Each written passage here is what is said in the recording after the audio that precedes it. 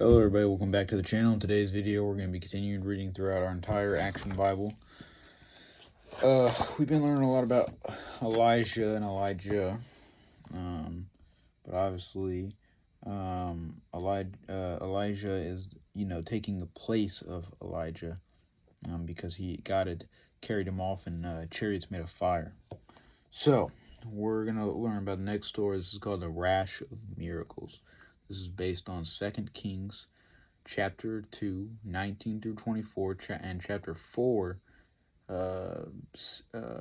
and chapter 6, verses 1 through 7. So, this says, news that Elijah is gone spreads quickly in the palace of Samaria. Queen Jezebel gladly passes the news to her son. With Elijah out of the way, we rule Israel as we please. Under the queen's evil influence, men feel free to take advantage of those who have opposed the queen. Your husband owes me money. When he was alive, pay me what he owed, or I will take your sons as slaves. So, now, without, the scheme of punishments, with her evil rule,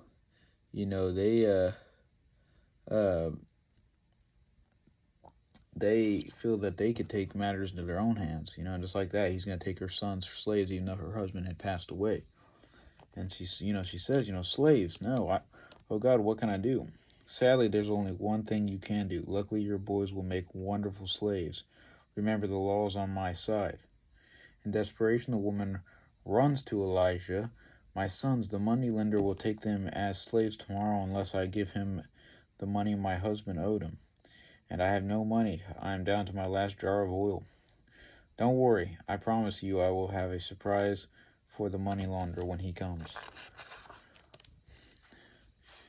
So, borrow all the empty jars you can from the neighbors. Pour your oil into the jars and trust God to help you. This is every jar in the village, mother, and they are all full of oil that we can sell. I'll pay off that wicked man and still have money to take care of you boys. It's a miracle. So with a grateful heart, the woman thanks God for saving her sons. Then she sells the oil and waits for the money lender early the next morning. Where are my slaves I told you to be ready for me? I am ready for you to come out. I am ready for you. Come out, boys. Here's the money we owe you. Take it and never come back. So, with the faith, that's the thing. A lot of people have doubt in God, and that's what he told her to have. He said, go out and trust God with all your heart. Have that faith. A lot of people just, they say they will, but they doubt God in their heart. And they doubt his ability to do things. We should not limit God to our means. But we do a lot of times. And we, our faith, kind of teeter-totters, and our trust does as well. And unfortunately, in them things and doing that, sometimes the help doesn't there. But she trusted God, and that's something that everybody struggles with it, to have that trust and faith. But it's something that you can work on with the Lord, work on through prayer, and just trust God. Don't doubt. Every time in doubtful minds, just let your mind go blank. Don't doubt God. Because as he has said, as it said, I can do all things through Christ who strengthens me. Anything is possible to he who believes. So you got to believe it. Elijah performs many miracles to protect God's people in God's name. To save a village, he purifies a polluted well. Just like that Elijah before him, he raises a young boy from the dead. And when a gang of young men threaten him, we'll send you to heaven like your master Baali, as they call him. They mock him. When the company of prophet is building a settlement, oh shoot, I skipped the part. So they threaten him. Elijah calls down the curse of God, and 2 bears come to his defense, mauling 42 of them. So he had 2 bears that come, surpassed, they just passed Elijah up and mauled 42 of them men. So it's there to say that God protects you. He, even the sea and the animals and all that obeys God. When the company of prophets is building a settlement for Elijah to live in, an accident happens. Oh no, it was borrowed. I have to be a slave for a lifetime to pay it back. Elijah miraculously makes the heavy iron axe head float because he was cutting and an axe head flew off, an iron axe head. And Elijah had made it float up to the surface so he may retrieve it once more. So as Elijah did before him, Elijah is performing miracles, through God's will.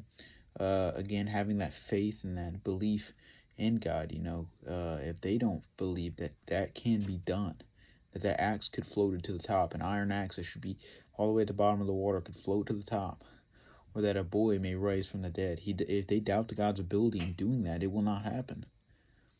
You have to have faith. It's one of the most powerful things that you can, have, that you can use, that belief and that faith and that trust in God. And, there's nothing that limits God's power. It can do, he created everything that we have. He created time. He created everything. There was nothing in existence. It was all total darkness and just absolutely nothing. He created the air we breathe.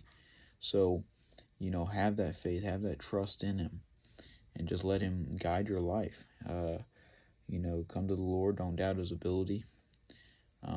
Just give up your old ways. That's one of the hardest things, is especially because we have friends and family that live a certain way.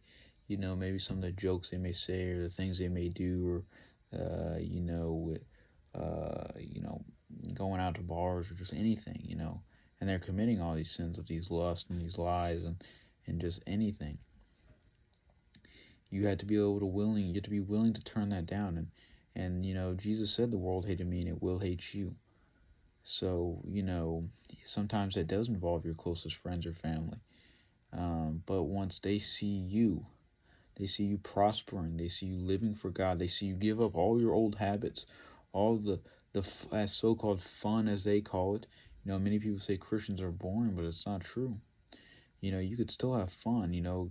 God has a sense of humor himself, and he still gives us fun to do. But that's not the kind of fun that he intended for us to be doing.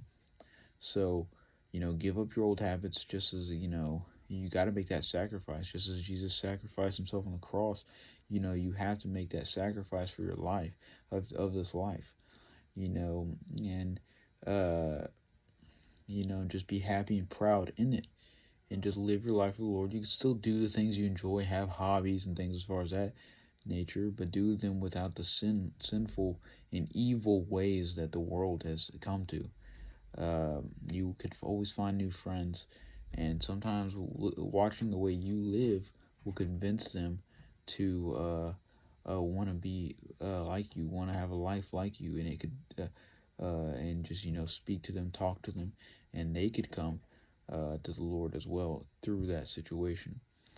So don't doubt God's ability. Don't live for this world, live for the Lord, and you will be blessed in this afterlife that is going to be for an eternity.